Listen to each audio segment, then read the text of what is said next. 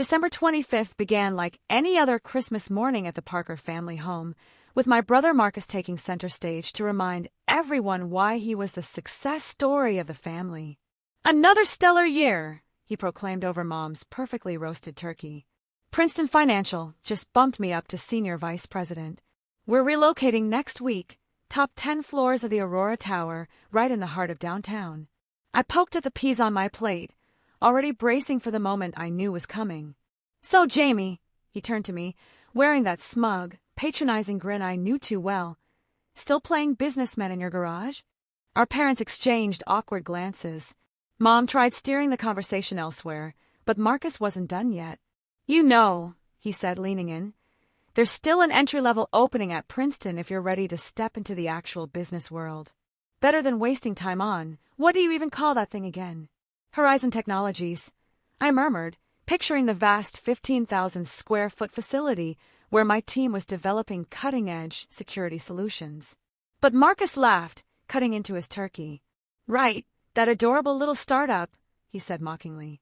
"Funny though, I haven't come across any of your products out there. Do you even sell anything?" If he had taken the time to examine his own company's security infrastructure, he would have noticed our insignia. Horizon operated under unique brand identities in each industry sector, keeping the parent company intentionally in the background. "We manage," I replied with a faint smile, the same answer I'd given for 5 years. Let him believe I was toiling away alone in a cluttered garage. "Jamie's clients are very important," Mom said proudly, trying to defend me. Marcus waved her off. "Mom, real clients don't hide out in garages. They work in high-rises, like the Aurora Tower." He straightened his expensive tie. "Speaking of which, you have to see my new suite, 45th floor, corner office. That's what real success looks like." Dad cleared his throat. "Now, Marcus, everyone follows their own path." "Path to what?" Marcus scoffed. "Jamie's 32 and hasn't built anything meaningful. Meanwhile, I'm handling billions in assets." He turned to me again. "Honestly, little brother, it's time to grow up. Join the real world." My mind drifted to the executive meeting I'd had the day before, about acquiring 3 smaller tech firms, about our federal contracts that demanded total confidentiality, and about the fact that I had bought the Aurora Tower 6 months ago through one of my shell corporations. "Maybe you're right," I said calmly. "Maybe it is time for a shift." Marcus lit up, mistaking my words for surrender. "Finally, I'll talk to HR on Monday, but you'll have to drop that startup mindset. Princeton plays in the major leagues." Mom looked uneasy. "Jamie, are you really walking away from your company?" "No, Mom," I reassured her. "Just thinking it's time to become a bit more visible." Marcus scoffed. "Visible? You'd need actual success for that." Under the table, I glanced at my phone. A new message from my CFO. All preparations for Princeton Financial's move were complete. The lease agreement was finalized and would be sitting on Marcus's desk by Monday. "Success comes in different forms," I said, helping myself to more turkey. "Sometimes it's corner offices and polished suits. Other times, it's watching people discover the cost of their own arrogance." Marcus blinked. "What's that supposed to mean?" he asked, passing the gravy. Dinner continued with Marcus boasting about his upcoming office relocation, completely unaware of what was waiting for him. My parents kept eyeing me nervously, probably convinced I was ready to give up on my dreams to work for my older brother. If only they knew. The first sign that something was different came that Monday, when Marcus stepped into the Aurora Tower. Over the weekend, my security company had installed our latest systems, each one boldly featuring the Horizon Technologies emblem. I watched him through the live security feed as he paused at the entrance, staring at the sleek H-Tech biometric scanner that now governed access to his prestigious new office space. His phone buzzed, likely prompting him to install the building's new security app, another Horizon Technologies product. But the real entertainment started an hour later. "Mr. Parker," his assistant burst into his office with a thick stack of paperwork. "There seems to be an issue with the lease. Apparently, all tenants are required to complete a new security clearance process through Horizon Technologies." I watched Marcus's face turn pale on the monitor. "Horizon," he stammered. "That's my brother's little garage project. There's no way this is legit." "No mistake, sir," his assistant replied. They're listed as the exclusive security provider for Aurora Properties Holdings. The lease requires all tenants to comply within 24 hours, or we won't be allowed to move in. Marcus snatched the documents, visibly flustered. This is absurd. Get me the building manager. The building manager was none other than Sarah Chin, one of my most trusted senior executives. She had been looking forward to this moment all weekend. Mr. Parker, she greeted him with calm professionalism as she met him in the lobby. Is something wrong? This, he said, jabbing the paperwork toward her. Since when does a high-end tower like this rely on some unknown startup for security? Sarah raised an eyebrow. Horizon Technologies is hardly a startup, Mr. Parker. They handle security for more than 60% of the Fortune 500 headquarters. Their CEO keeps a low profile, but their systems are the best on the market.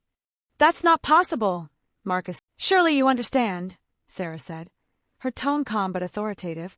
The ownership of Aurora Tower selected Horizon Technologies as our security provider for a reason. Their reputation speaks for itself. Marcus sank into a nearby chair in the lobby, his complexion nearly drained of color. Billions, he whispered to himself. And just for the record, Sarah added with a perfectly timed pause, Mr. Jamie Parker personally authorized the lease agreement for your company's tenancy. Jamie, sign my lease, he asked, stunned. Indeed, as the owner of Aurora Properties Holdings, Mr. Parker personally reviews and approves all significant tenant contracts. A heavy silence followed. Marcus sat frozen, his worldview cracking apart. And the most surprising part? Sarah said with a smile, this is only the beginning. There must be some mistake, Marcus stammered. Jamie can't own this building. He works in a garage. Sarah's professionalism never wavered.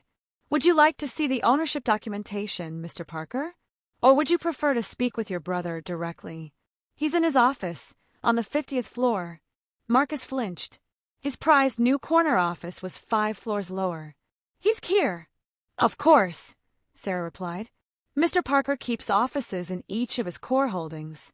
Should I let him know you've arrived? The elevator ride to the 50th floor stretched endlessly. On the security feed, I watched my brother, the self-declared financial genius, slowly unravel. Every floor that ticked upward pulled another thread from his carefully woven ego. By the time he stepped into my reception area, the confident man from Christmas dinner had all but vanished. Jamie, he croaked as he entered my office. I looked up from my desk, custom-built, handcrafted, and worth more than Marcus earned in a year. Behind me, floor-to-ceiling windows showcased a panoramic skyline that included multiple properties under my name. Welcome, I said evenly, to my garage. The room was the antithesis of his flashy corner office. Understated elegance, power without boasting, technology infused into every detail. One wall displayed our patents and awards, not to impress, but simply because they were earned. Marcus looked around, the reality of what he had missed beginning to settle in.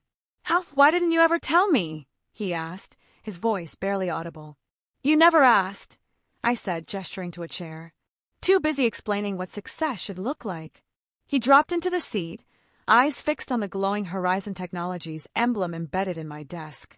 The security systems at Princeton Financial, I continued, are ours. So is this building.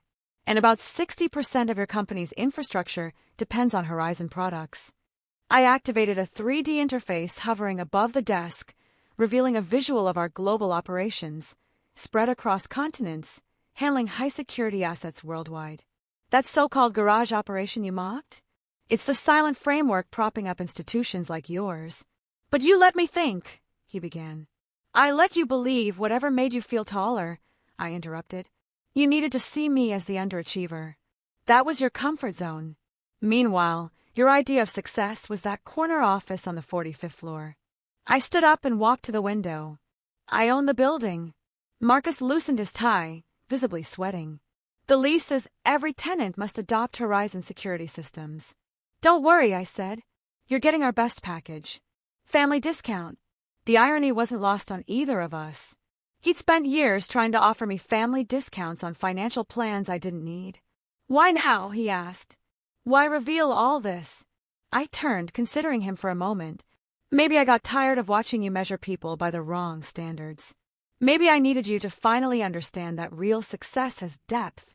It's not just measured in titles or addresses. He hesitated. Do Mom and Dad know? They know enough, I replied. Dad's retirement fund? That's not from his old job. I've been managing their investments for years, quietly. That cruise they're taking next month? They think they won it. It was my gift to them. Marcus put his face in his hands. I've been such a fool. Yes, I said without malice, but not for the reason you think. Your mistake wasn't failing to see my success. It was believing that your way was the only way. I motioned toward the skyline again. See Princeton's current headquarters? I bought it last week. He stared at me, stunned. The economic downturn is forcing companies to restructure. Your firm's lease is about to skyrocket, unless, of course, they relocate to a more cost-effective property. I looked him straight in the eye. Like the Aurora Tower. Convenient, right? Especially with the brother of the senior VP owning the building. It clicked. You're saving the company, he said softly. I'm saving hundreds of jobs, I corrected, including yours. Not because you've earned it, but because real success gives you the ability to lift others, even those who never believed in you. Marcus rose to his feet, visibly shaken. I don't know what to say. Don't, I replied. Just remember this moment the next time you're tempted to measure someone's worth by the size of their office. I walked back to my desk. Now, I believe you have some paperwork to complete. Sarah will walk you through the security verification process. As he turned to leave, I added, Oh, and Marcus, about that corner office of yours. He stopped, looking back. I had it renovated last week. Gave it a bit of a garage-inspired redesign. Should help you stay grounded.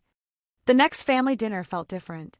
Marcus sat quietly while I updated our parents on Horizon's latest breakthroughs. The designer tie was gone, replaced by something simpler.